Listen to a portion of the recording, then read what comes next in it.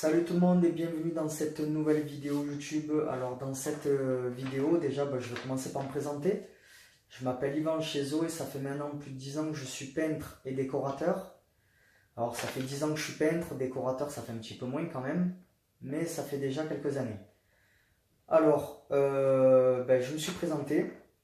Maintenant je vais vous dire de quoi je vais vous parler dans cette vidéo. Je vais vous parler de comment peindre un plafond sans traces. Voilà. Pourquoi je vous fais cette vidéo? Parce que tout simplement vous êtes nombreux à tout simplement à vous poser la question comment on fait pour peindre un plafond. Donc déjà, voilà, dans cette vidéo déjà, pour ces personnes-là, vous allez savoir comment peindre un plafond. Mais je veux aller plus loin que ça. Je veux aussi vous dire comment peindre un plafond sans traces. Parce qu'il y a aussi... Vous êtes beaucoup de gens à peindre des plafonds, mais malheureusement vous avez des traces. Et moi-même ça m'est arrivé plusieurs fois où je peignais des plafonds et tout comme vous, j'avais des marques sur le plafond. Donc des marques de rouleau. Bon, quand je vous parle de marques, c'est tout simplement des marques de rouleau. Donc voilà, vous êtes nombreux à vous demander comment enlever ces traces ou comment éviter qu'il y ait ces traces. C'est pas compliqué en soi, mais voilà, il y a beaucoup de facteurs qui rentrent en jeu. Et dans cette vidéo, je vais vous montrer, je vais vous dire plutôt 7 conseils pour ne plus avoir de traces de rouleau quand vous peignez un plafond. À la fin de cette vidéo, quand je vous aurai dit ces 7 conseils, je vous dirai aussi quoi faire de plus pour avoir encore plus d'informations à ce sujet-là. Mais ça, on y viendra à la fin de la vidéo. Pour l'instant, je vais vous parler de ces 7 conseils. Donc le conseil numéro 1, c'est bien charger en peinture votre plafond quand vous peignez. Alors, voilà, vous commencez à peindre. Donc vous équipez d'un camion. Un camion, voilà, c'est un seau de peinture carré. Il est carré pourquoi? De manière à ce que quand vous allez essuyer votre rouleau dessus, la surface dans laquelle vous allez essuyer le rouleau est plat. Ça vous évite d'utiliser ce qu'on appelle une grille. Si vous n'avez pas de camion, que vous avez directement votre seau de peinture, utilisez une grille. Au moins, voilà, vous avez un endroit plat où essuyer votre rouleau. Pourquoi essuyer son rouleau? Tout simplement pour vraiment venir mettre la quantité nécessaire de peinture sur votre rouleau, mais de partout pareil, voilà, de façon homogène. Et ensuite, ça va vraiment vous aider quand vous allez peindre votre plafond, puisque vous avez ni trop de peinture sur votre rouleau, ni pas assez. Donc ça déjà, la première chose, c'est de bien charger son rouleau au moment de peindre. Ensuite, vous allez peindre votre plafond. Et là, voilà, vous faites à peu près, vous délimitez une zone de 1 mètre carré. Inutile de croiser la peinture, de commencer dans le sens de la longueur, ensuite dans le sens de la largeur et tutti quanti. Ça sert à rien du tout.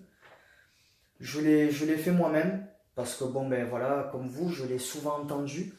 Donc qu'est-ce que j'ai fait? J'ai fait l'expérience quand j'étais apprenti encore et je me suis très vite aperçu qu'à part me faire perdre du temps, de l'énergie et de la peinture, ça ne me servait à rien du tout. Donc on ne croise pas la peinture, contrairement à tout ce qu'on peut voir sur internet.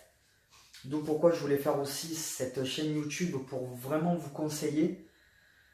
Voilà, sur internet le problème c'est qu'il y a à boire et à manger, il y a beaucoup de bonnes choses et malheureusement des mauvaises choses. Donc je voulais créer cette chaîne pour vous conseiller au mieux puisque je suis peintre moi-même depuis 10 ans. Donc croyez-moi, tous ces types d'expériences je les ai fait. Donc vous délimitez 1 mètre carré à peindre, vous peignez toujours en partant du sens de la lumière et vous vous éloignez. Mais ça j'y viendrai plus tard, c'est le dernier conseil que j'ai à vous donner. Voilà. Donc le deuxième conseil, ne pas trop appuyer sur votre rouleau au moment de peindre. Donc ne mettez pas trop de pression sur le rouleau au moment de peindre. Pourquoi?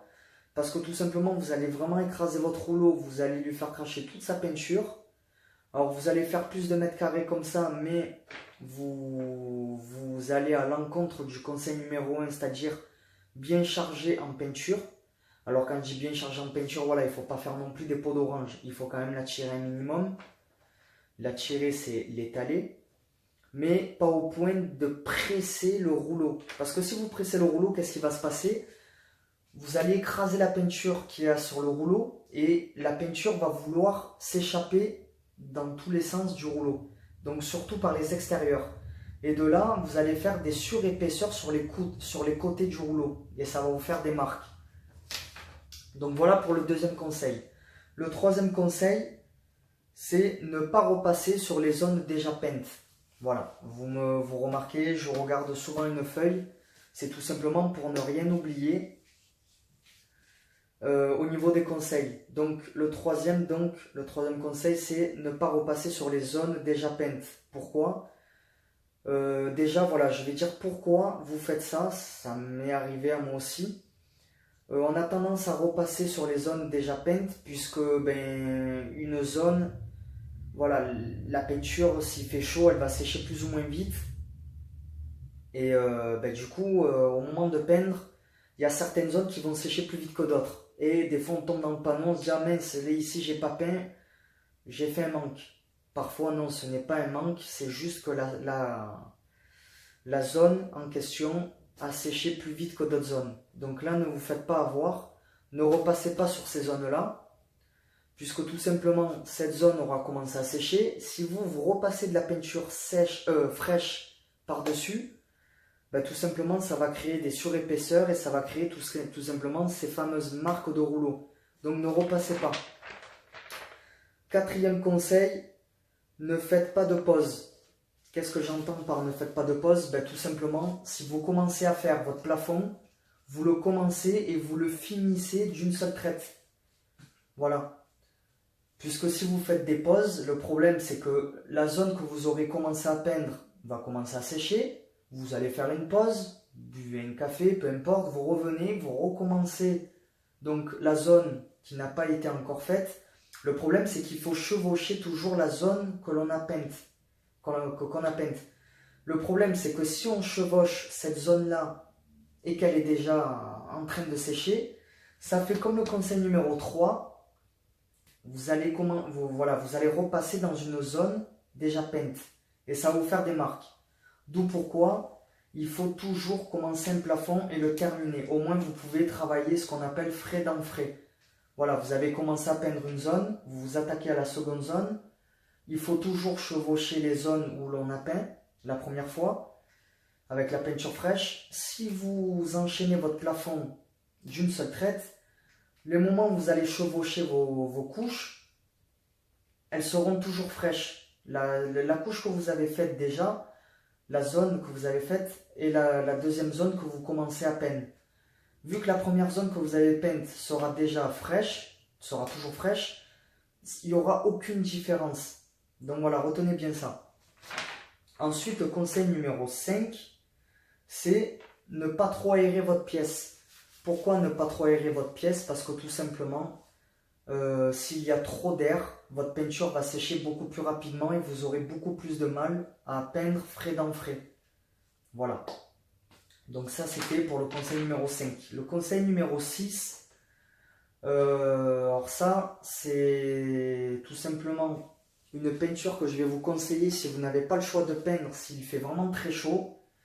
C'est du mat sans tension. Alors le mat sans tension, qu'est-ce que c'est? C'est une peinture où dedans il n'y a pas de cicatif. Un cicatif, c'est un produit qui accélère les temps de sèche. Il y en a toujours dans toutes les peintures. Dans le mat sans tension, il y en a beaucoup moins.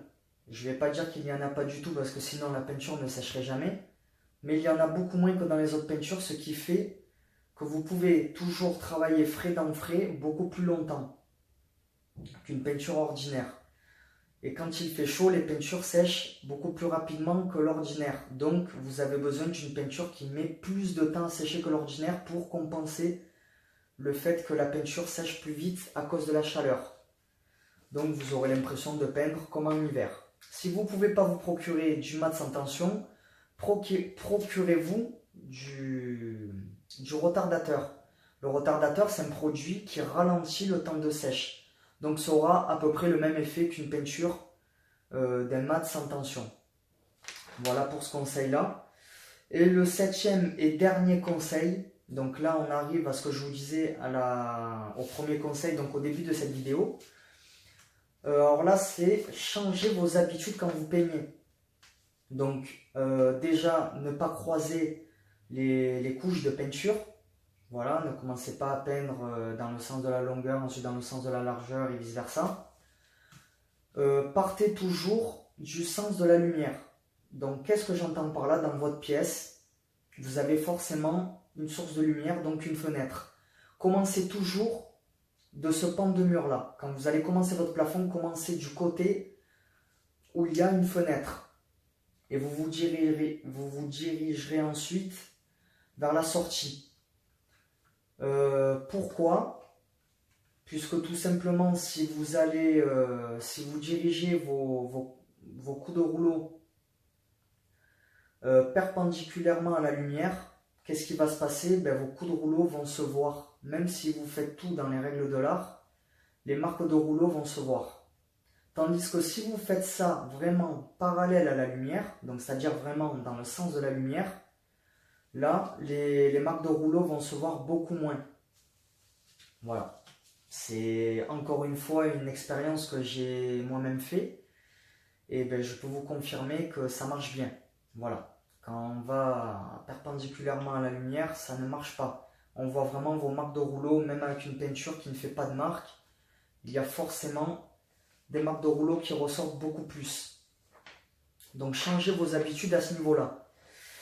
Ensuite, voilà, ce que je voulais vous dire aussi, cette fois, là je vais vous conseiller quelque chose pour que vous ayez vraiment encore plus d'informations que ce que je viens de vous donner là, puisque bon, là c'est en vidéo, je vous parle, pour vraiment ne passer à côté de rien du tout à ce sujet-là. Je vous ai mis le lien de mon site juste en dessous de la description de la vidéo, donc dans la description, où dessus j'ai créé un article en complément de cette vidéo. Donc ça parle en gros de ce que je viens de vous parler. Sauf que là, voilà, c'est écrit noir sur blanc. Il y a plus de détails encore. C'est voulu, c'est fait exprès, c'est pour vraiment vous aider au maximum dans vos recherches de comment avoir moins de traces quand on peint un plafond. Donc voilà, je vous invite à cliquer sur ce lien, ça va vous diriger sur mon site. Et sur ce site, ensuite, vous allez dans la page conseil, où tout simplement, là, voilà, vous allez avoir beaucoup d'articles.